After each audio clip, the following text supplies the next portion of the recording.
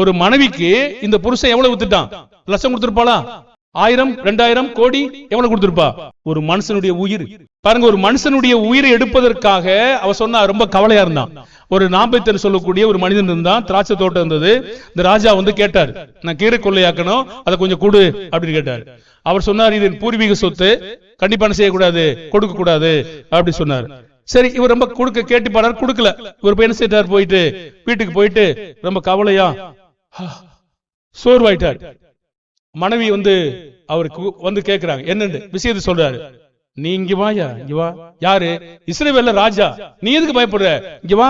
நான் 2 பொய் சொல்லி 2 மனுஷங்களை போட்டு தள்ள நான் ஏற்பாடு செய்யறேன். நீ செய்ய, உபவாசம் கூறு, அந்த மனுஷனை கூப்பிடு, தேவனுடைய சட்டத்தை மீறி நான் சொல்லு, போட்டு சாகடி சொல்லிட்டாங்க. செத்து போயிட்டாங்க. இவருக்கு வித்து போட்டாரா இல்லையா சாகடிக்கிறதுக்கு?